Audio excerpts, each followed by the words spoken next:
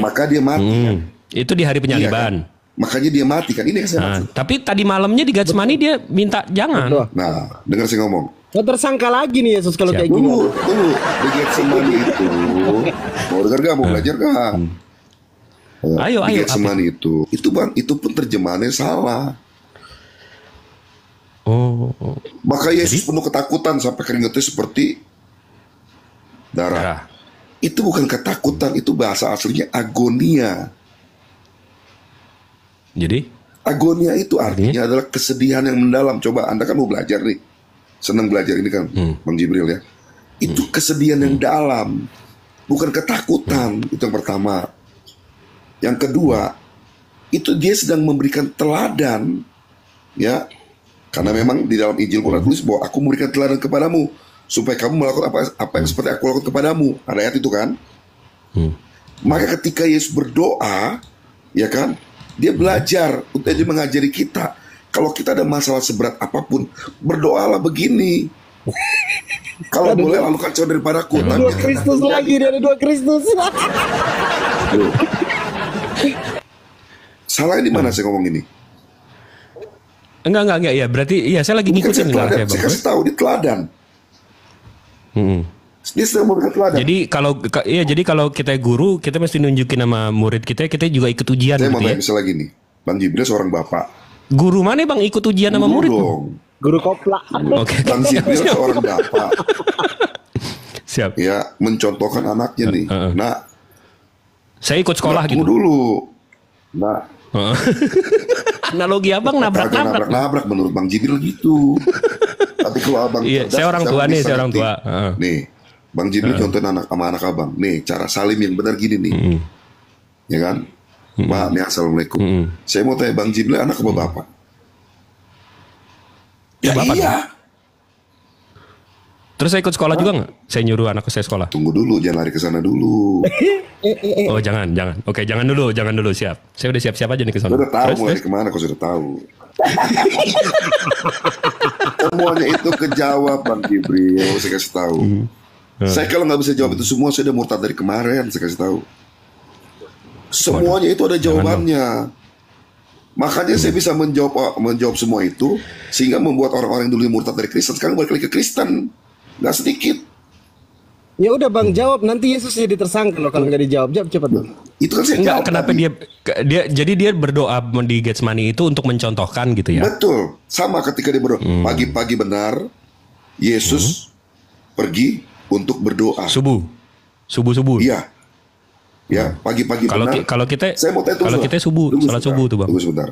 Saya tahu sama Anda kayak saya. Saya tahu Anda larikan ke sana karena lucu. Orang berlutut doang bukan sholat gitu loh. Bukan karena gini Bang. Karena gini Bang Zek. Kalau Yesus hidup zaman sekarang Bang. Kalau Yesus hidup zaman sekarang, dia sunat, dia nggak makan babi, habis itu jenggotnya gondrong, habis itu dia puasa, dia kalau doa sujud. Emaknya kerudungan. Kira-kira nih Yesus Muslim apa Kristen? Saya nangis sekarang tanya balik lagi. Sebelum lebih jauh ini sedikit cerita dari tadi menyimak cerita saya sedang merapikan catatan diskusi saya. Bukan makin rapi makin amburadul ini. Lanjut lah. Dulu ya. Mohon maaf aku nggak dengerin. Ya udah. Bang Jibril saya tanya sekarang. Yesus disunat. Pernah gak Yesus nyuruh? Kalau kamu percaya kepadaku, kamu harus disunat. Pernah gak? Enggak dong, dia nyontohin. Kan tadi kayak murid. Yang ada malah bilang begini. Dia nyontohin. Barang siapa percaya dan memberi diri dibaptis, maka dia akan diselamatkan. Itu ayatnya ada. Enggak, kan tadi kita udah setuju. Berarti Yesus nih, kan saya nggak bantah nih. Yesus berarti ngajarin. Kalau dia doa berarti dia ngajarin. Berarti pas Yesus disunat, dia ngajarin dong? Enggak, bukan. Nah, Yesus sunat itu, dengar baik-baik ya. Karena dia datang ke dunia ini dan menjadi orang Yahudi. Loh, kok ketawa? Ntar saya balik ketawain, ntar Anda jadi lucu lagi gitu loh. Enggak, abang belum jawab tuh pertanyaan saya. Jadi kalau Yesus hidup zaman sekarang. Oke, tunggu sebentar, Bang Jibril gini. Yesus disunat, kenapa Yesus disunat? Karena dia Yahudi. Bukan karena dia Islam. Bukan betul. Nih ya, Teman-teman yang 1.800 orang di bawah yang dengar ya udah jawab sulit itu. Bukan karena dia Islam, karena dia Yahudi. Udah jelas. Tapi poinnya dia disunat. Poinnya dia disunat. Memang Yesus Kristen. Memang Tapi bukan karena dia Islam ya. Iya bukan. Jelas belum. Apa Yesus Kristen? Oh, lebih nggak mungkin dia Kristen lagi. Lebih nggak mungkin dia Kristen lagi. Oke. Udah jelas dong. Terus? Iya. Enggak, pertanyaan saya, kalau Yesus hidup zaman sekarang, Bang, saya bertanya lagi. dia disunat, dia puasa, dia obat, dia doa sujud, Tuhannya satu nggak kelihatan, habis itu apa lagi? Emaknya kerudungan, kira-kira dia Muslim apa Kristen, Bang? Emaknya kerudungan, dia karena Islam atau karena orang Yahudi? Enggak, kira-kira Yesus kalau hidup zaman ini, dia Islam atau Kristen, Bang? Ya makanya saya tanya dulu, Ibu Maria lah kok ditanya balik sih? Enggak, Abang nggak mau jujur nih. Coba minimal kita jujur deh, Bang. Zaman ini. Silakan. Minimal kita jujur deh. Coba jujur. Yesus disunat, puasa, kalau doa sujud, jenggotnya panjang. Habis itu apa lagi puasa. Tadi di Getsemani aja dia sholat subuh. Habis itu emaknya kerudungan. Kira-kira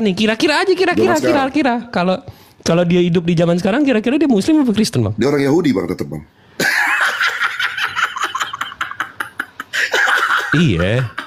Iya, oke. Berarti dia bukan Kristen ya?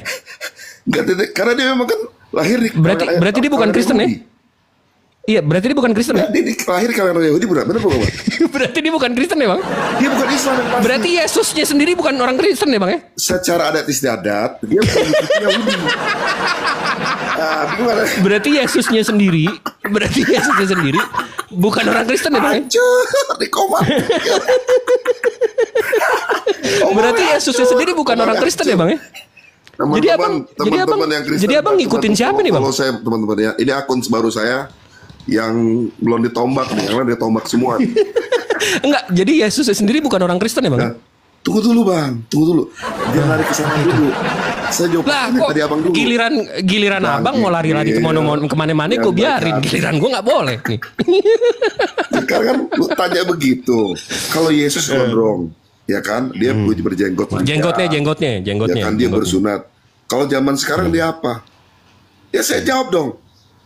Yahudi tetap. Nah, berarti bukan Kristen ya? Hah? Nah, saya jawab berarti bukan Kristen. Saya jawab ya. Jadi dia Kristen ngikutin siapa, Bang? Ngikutin istiadat. Betul. Karena Kristen tidak mengikuti hukum Taurat lagi. Nah, jadi siapa yang Abang ngikutin? Nah, dengar dulu ya. Nah, gimana itu? Saya mau tanya Bang Jibril. Hukum Taurat itu berapa? Ada berapa jenis? 316 misfot, betul nggak? 16 sampai 13? 316. Terbagi 312. Dari jadi berapa saya tanya?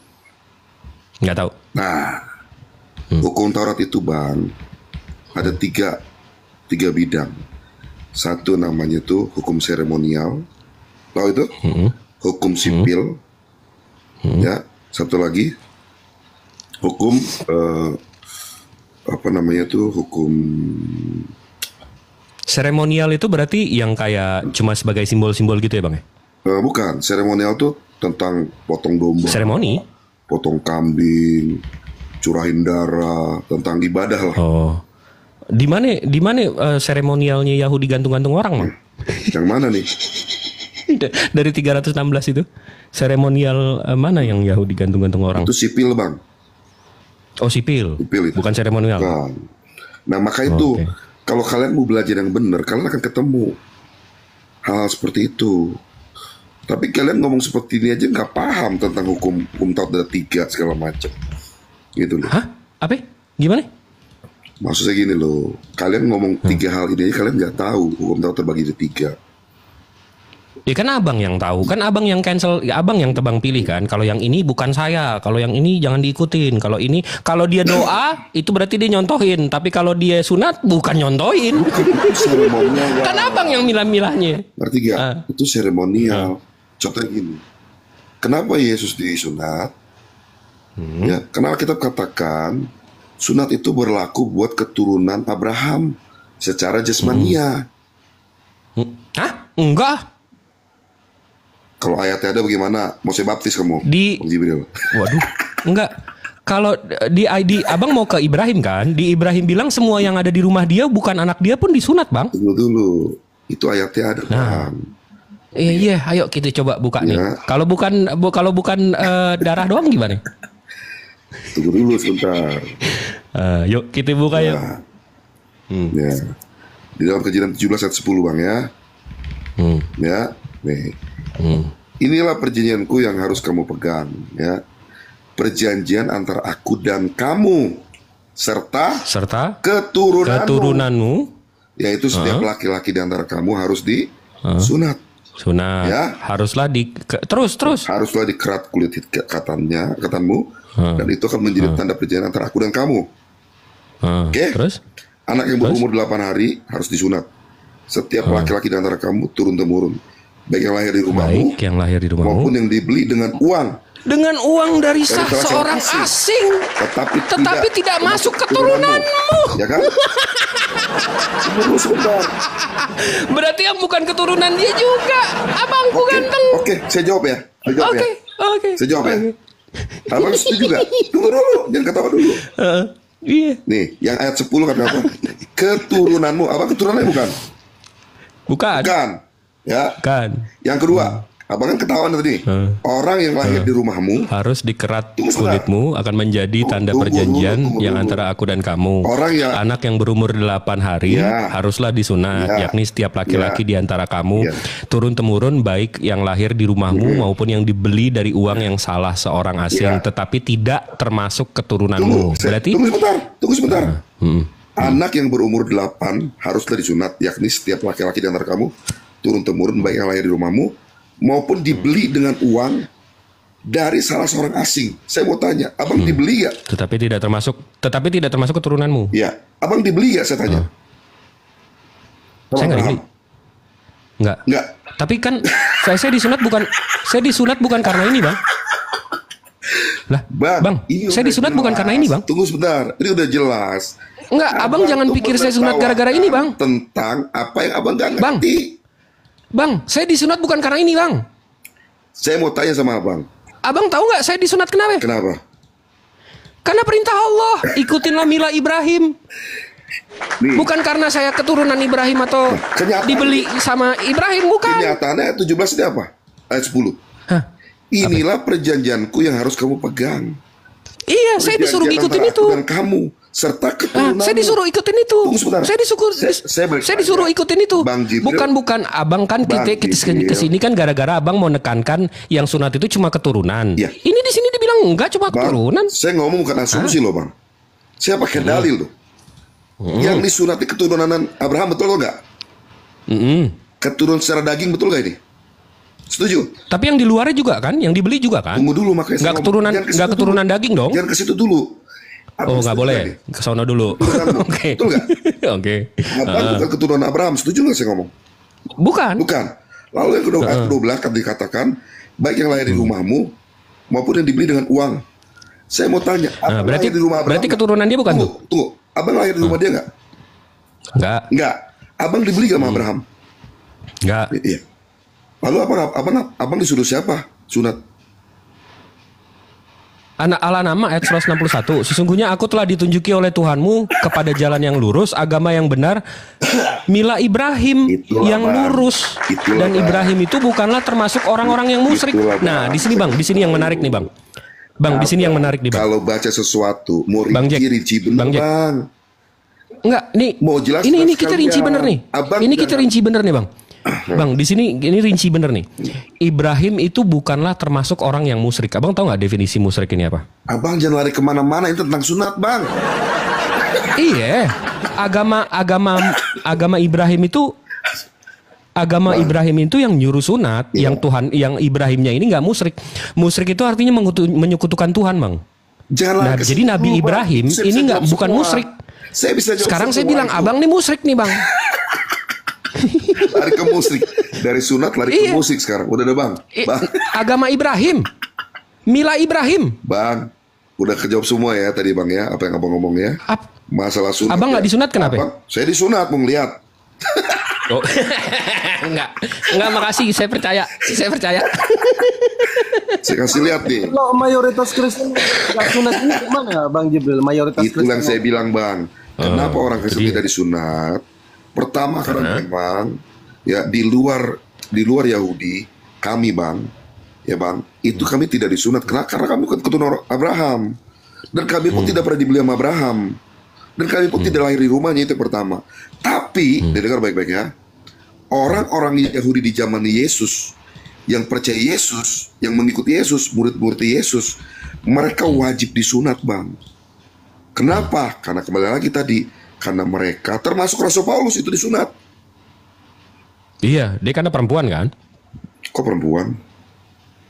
Lah, itu catatan Bapak Gereja yang si Epifanus abad 2. Abang udah baca belum? Bukan, maksudnya Rasul Paulus. Kenapa? Iya, Rasul kenapa Paulus. dia disunat? Karena dia kan salah satu Sanhedrin. Hah? Waduh, abang ngarang nih. Oke. Paulus Sanhedrin dari mana, Bang? Kalau Bang Jibril bilang saya ngarang, Bang Jibril selesai saya tutup, Bang Jibril cari lagi. Besok saya masuk ke sini lagi, kita bahas lagi tentang itu. Ya. Apa nih namanya? Ya, Tentang saya Paulus, besok ya. keluar kota. Tapi Ya. enggak, tapi apa namanya? Apa tuh? Yang bilang dia si Paulus Sanhedrin. Nanti Bang Jibril lihat di Google sejarahnya Paulus. Ya. Nah, ini mau saya bukain, Bang. Ini menurut Bapak Gereja abad 2. Nih, saya bukain ya. Itu namanya Panarion of Salamis. Bukunya Bapak Gereja di abad kedua. Nih, saya bukain ya, Bang. Waduh, hancur nih. Hancur nih. Nih. Dari tadi hancur kok malah rungkat Fandi. Nih. Fandi ini top Ini, Bang. kualitasnya dari dulu, Fandi ini. Bang, The Panarion of Ephesus of Salamis. Ini buku Bapak Gereja abad kedua. Di sini dia lagi ngomongin soal against the bukan. Simonis, Gnostic, Nazareth. Ini Ebionites, halaman 131. Bentar ya. Halaman 131. Nah, nih. 131. Nah, 131. Nih. 131. Nih, against Ebionites. Nah, di sini dia bilang soal Paulus. Ya, walau 131.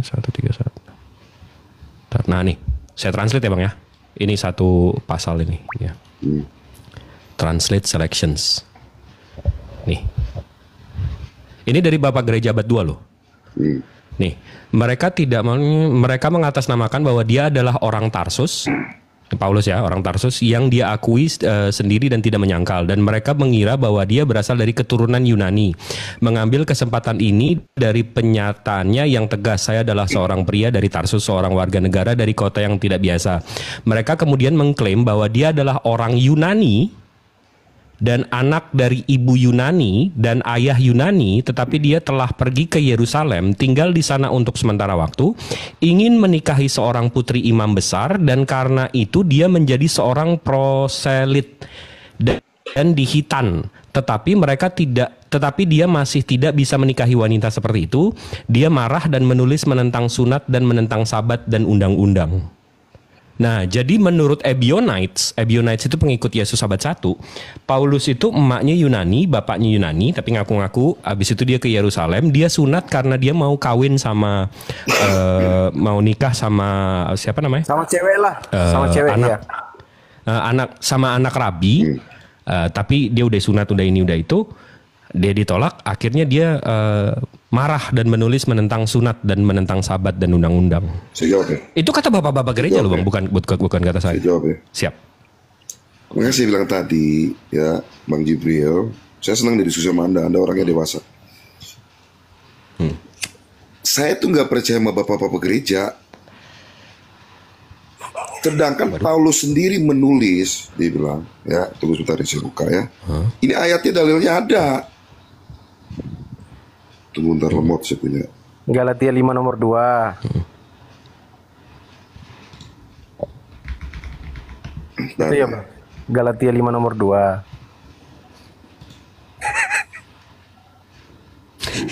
Tunggu sebentar. Sesungguhnya aku Paulus berkata kepadamu, jika kamu sunat, Jack, jika kamu menyunatkan dirimu, Kristus sama sekali tidak berguna bagimu, mampus. Bukan. Oh iya. Enggak, jadi kalau zaman sekarang, kalau cinta ditolak, dukun bertindak. Nah ini kalau Paulus dari yang kita baca nih, dari Panarion ini, cinta ditolak, kitab bertindak. Sunat batal. Saya bingung nih. Tunggu sebentar. Coba baca Filipi 3. Filipi 3. Filipi 3. Ayat keempat boleh lah. Sekalipun aku juga ada alasan untuk menaruh percaya pada hal-hal lahiriah. Jika ada seorang lain menyangka dapat menaruh percaya pada hal-hal lahiriah, aku lebih lagi disunat pada hari ke-8 dari bangsa Israel dan suku Benyamin. Orang-orang Ibrani asli tentang pendirian terhadap hukum Taurat, aku orang Farisi. Oke. Tunggu sebentar ya. Anda kalau baca ini sama tadi perbandingan beda nggak? Ini pengakuan siapa? Paulus dong. Jadi kita mau dengerin pengakuan dia apa pengakuan orang lain dulu nih? Bang Jibril, saya tanya Anda ya. Anda punya cerita hidup Anda diri sendiri nih. Cerita diri Anda sendiri. Lalu ada orang lain bercerita tentang diri Anda. Saya mau tanya, yang lebih percaya Anda atau orang lain? Saya ada keuntungannya nggak? Jangan bicara keuntungan. Ini bicara tentang kebenaran. Ada keuntungan nggak untuk saya bohong? Bukan. Iya, kalau saya ngaku-ngaku doang, Bang. Abis itu ada orang lain di luar saya bilang enggak, si Jibril ini ngaku-ngaku doang. Ya saya dengerin orang lain dulu lah. Karena ada untungnya buat si Jibril bohong. Kalau Anda berpikir begitu, tandanya ada asumsi juga. Loh, saya nggak mau denger klaim-klaim sepihak gitu, Bang. Kalau Bapak yang bohong gimana? Berarti kita kembali lagi kan. Jadi Anda mau percaya si Rasul Paulus ngomong seperti ini atau kepada Bapak gereja? Iya, jadi gerejanya kita buang aja kan, kita nggak percaya. Saya lebih percaya Rasul Paulus ngomong seperti tadi saya bilang. Nggak, tunggu, nih Abang double standar. Tunggu sebentar, saya tangkap nih. Abang double standar, tunggu sebentar biar saya jelasin. Abang menolak bapak-bapak gereja. Tapi kitab produk bapak-bapak gereja Bang terima? Bukan begitu, Bang. Lah, bukan. Kan tadi saya nanya nih, otoritas yang milih kitab siapa? Bapak gereja. Oke. Bapak gereja yang mana? Oh, kita pilah-pilah juga bapak gerejanya. Contohnya begini, Tertullianus misalnya. Dia termasuk bapak gereja bukan? Dia bapak Tritunggal. Waduh, keren dia. Dia paling keren. Anda tahu nggak? Tertullianus itu paling dewa-dewa dia. Lalu ternyata Tertullianus itu ternyata akhirnya dia meninggalkan paham Tritunggal, tahu? Dia murtad. Tahu.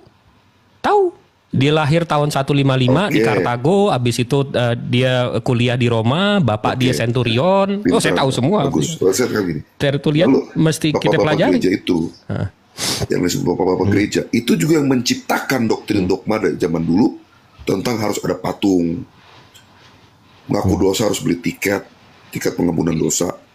Saya mau tanya, ada tuh sertifikat jual dosa, tuh keren tuh. Itu kan semua tidak ada di dalam pengajaran rasul-rasul zaman dulu. Apakah bapak-bapak gereja seperti ini kita bisa ikutin? Tentu tidak. Makanya saya bilang enggak, maksud saya tadi double standar abang. Double standar abang. Bapak-bapak gereja, abang nggak percaya. Di situ saya suka. Kenapa? Karena abang mencari kebenaran. Nah, tapi sumber data kebenaran abang hasil produksi bapak gereja. Bukan, Bang. Sebenarnya nggak begitu. Bapak gereja itu banyak sekali, Bang.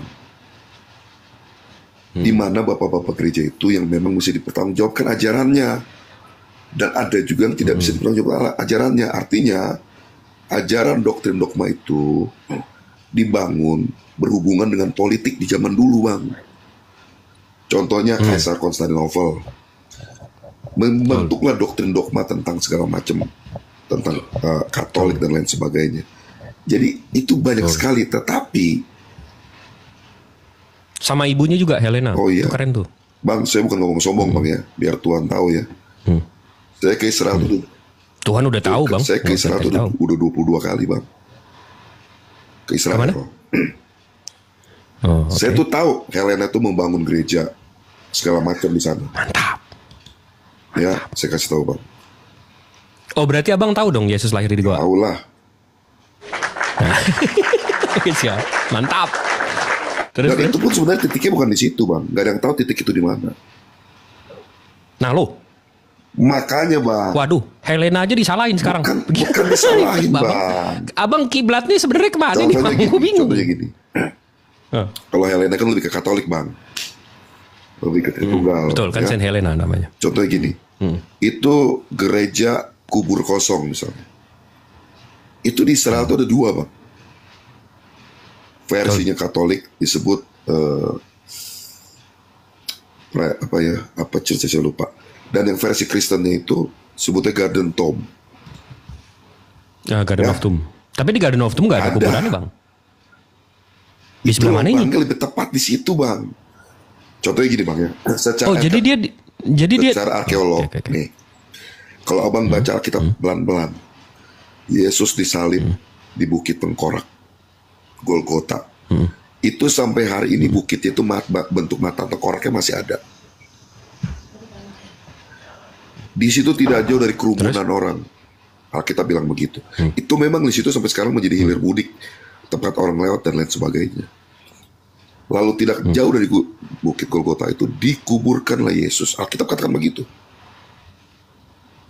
Siapa yang nguburin dia? Siapa namanya? Yusuf Arimatea. Yusuf Arimatea. Yusuf Arimatea itu terkenal orang kaya kalau Abang baca sejarahnya. Tahu. Dan Yusuf Arimatea itu dia adalah pengusaha anggur Bang. Dan kubur kosongnya itu dekat usahanya itu. Dan sampai hari ini itu tempat anggur zaman dulu diinjek-injek itu Bang. Itu sampai masih ada. Dan Abang belajar gak tentang kubur di zaman dulu? Kubur orang susah sama kubur orang kaya itu beda Bang. Iyalah, jelas lah. Itu piramid kuburan orang tajir. Itu di Mesir Bang, beda lagi. Iya bukan, maksudnya kan kalau orang tajir. Ini bicara sejarah zaman dulu, historinya Bang ya. Itu kalau zaman dulu Bang, orang Israel dan orang Yahudi yang kaya itu Bang, dia punya 2 ruang Bang.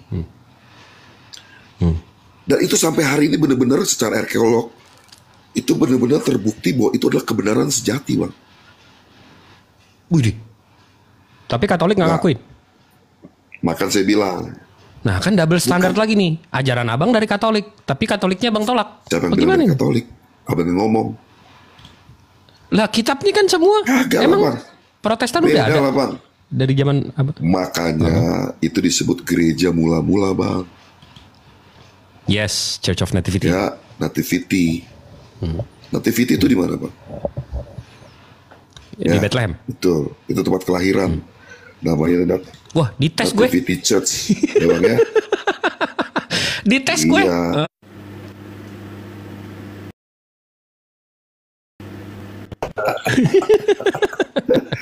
Ya kan, Nativity Church Bang ya. Tapi itu dibangun kan tahun 339 dari Helena.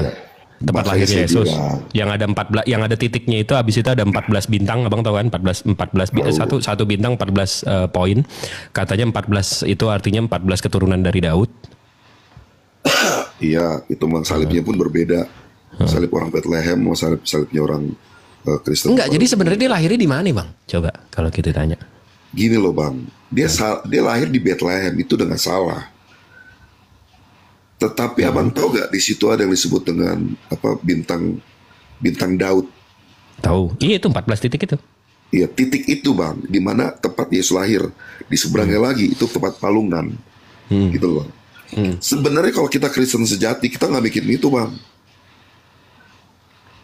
Kebenaran yang hakikinya adalah benar-benar lahir di Bethlehem, bukan di bawah pohon korma ya Bang.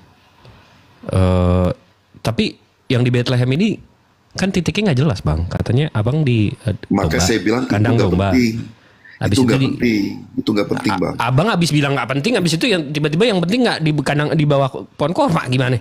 Bukan. Gini loh. Dia lahir di titik itu penting nggak penting nggak penting. Yang penting Yesus lahir. Oke. Itu loh bang. Sama kayak tadi, nggak penting siapa yang datang, siapa yang ngelihat, yang penting dia dibangkitin gitu. Iya. Iya dong. Karena kebangkitannya itu penting buat kita bang. Penting. Di situ poinnya bang. Penting untuk siapa? Penting untuk siapa? Untuk doktrin abang, karena dia menebus dosa.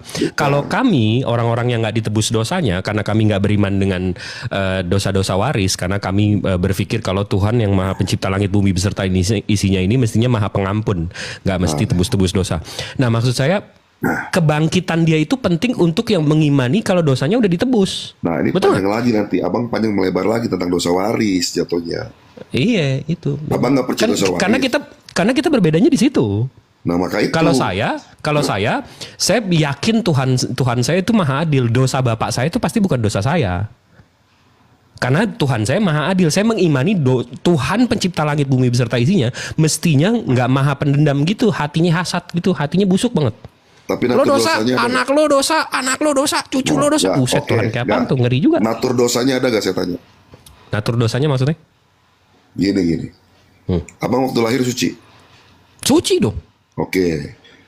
Ketika abang baru mulai beranjak dewasa, mulai kanak-kanak, abang punya rasa gak ingin berbuat curang? Ada. Hah? Ada jelas. Itu free will. Ada ya. Abang pernah gak mencuri waktu kecil? Alhamdulillah enggak. Nah, abang pernah gak berbuat kasar sama orang waktu kecil? Alhamdulillah enggak. Saya selalu dikasarin dong. Saya selalu disakitin dong. Enggak. Tapi kalau keinginan free will itu segala macam ada, iya betul. Okay. Segala sesuatu itu bang, itu tanpa diajarin. Anak kecil nggak usah diajarin mencuri, dia bisa mencuri. Anak kecil nggak usah diajarin dendam, dia bisa dendam. Anak kecil nggak usah diajarin pukul orang. Itu konsekuensi free will, betul. Bukan free will bang, karena memang di Mazmur katakan sejak dalam kandungan ibuku aku sudah dikandung di dalam dosa bang. Mampus. Jadi abang lahirnya nggak suci nih? Tuh, iya bang, ada dosa waris bang.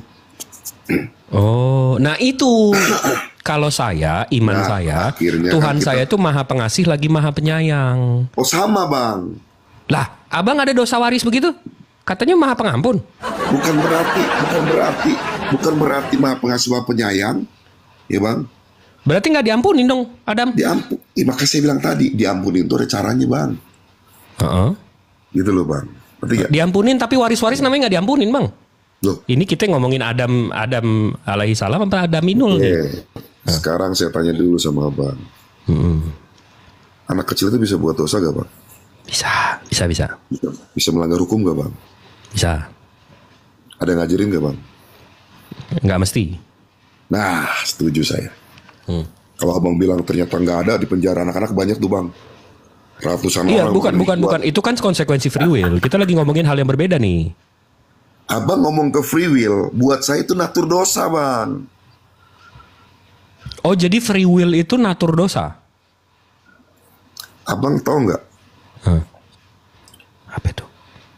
Paulus pernah ngomong gini loh. Yang ku kehendaki berbuat baik, tapi kenyataan berbuat jahat yang kulakukan. Artinya karena jadi dia pengennya baik, tapi kelakuannya jahat gitu. Iya, semua orang pengen baik bang. Pernah gak bang dengar penjahat ditangkap gitu? Saya sebenarnya pengen baik, cuman saya nggak tahu kenapa saya bisa begini. Itu karena ada natur dosa dalam diri orang. Enggak, ini abang jangan-jangan bukan monoteis nih. Saya curiga abang bukan monoteis nih. Tapi siapa? Tuhan abang menciptakan kejahatan ya? Nah, ya enggak lah bang. Nah, berarti ada kuasa di luar kuasa Tuhan abang yang menciptakan kejahatan. Berarti ada dua kuasa. Bang Jibril berarti ada dua Tuhan nih. Hah? Pernah debat sama saya itu masalah ini dulu. Iya pernah. Abang kayaknya bukan akun ini. Akun ini. Cuman bedanya dulu Jack nih pakai J, yang ini Jack nih pakai J. Oh iya. Akun itu udah diblokir permanen bang. Udah tombak sama ini tuh sama orang. Enggak. Berarti kita lurusin lagi nih bang. Kalau Tuhan akhirnya kan abang ngomong tentang ayat kan, betul nggak? Kalau ternyata ada ayat datang. Yesaya 45 nomor 7. Iya kan? Betul nggak?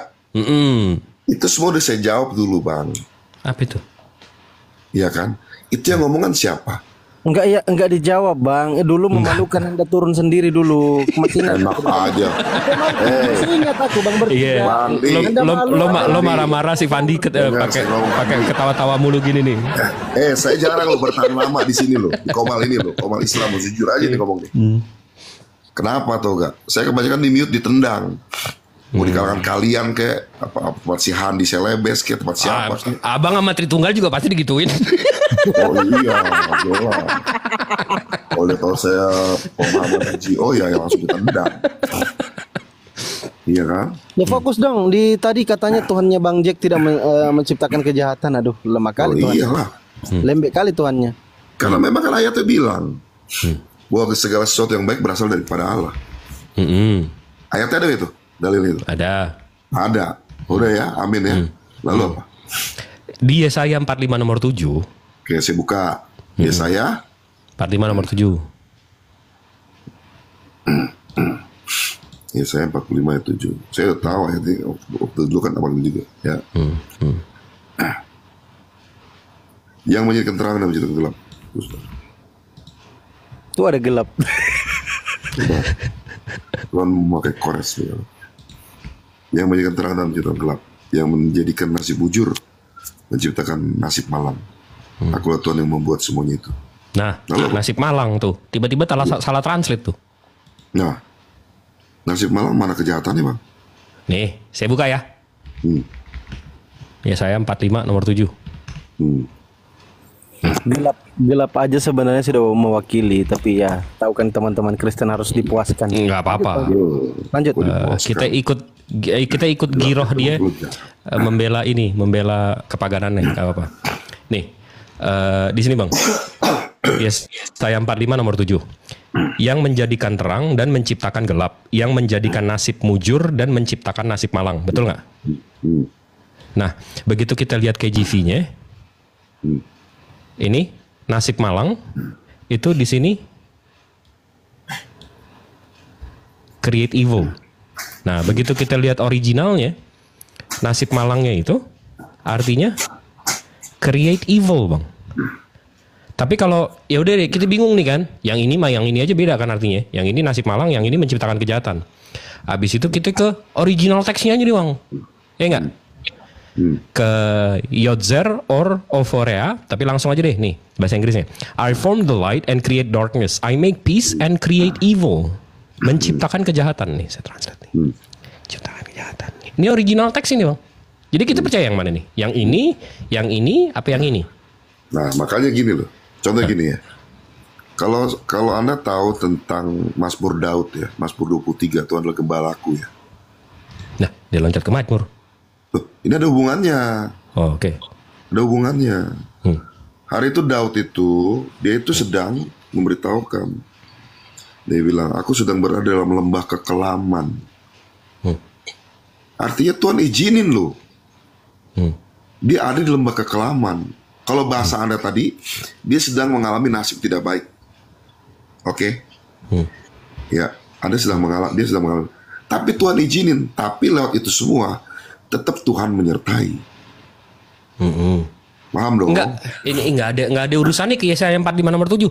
Enggak, daripada kita berkutat ke ayat. Saya paling enggak demen nih berkutat ke ayat. Karena ayat yang abang enggak jelas. Di TB beda lain, KJV beda lain. Begitu saya ke Yahudi juga beda lagi. Gini deh Bang. Enggak, ini gini deh. Bang Jibril bilangnya bukan di ayat. Lucu, abang bilang kan enggak, abang bilang kan Tuhan abang menciptakan segalanya. Tuhan abang menciptakan segalanya enggak? Oh iya, tapi enggak termasuk kejahatan ya. Bukan segalanya berarti.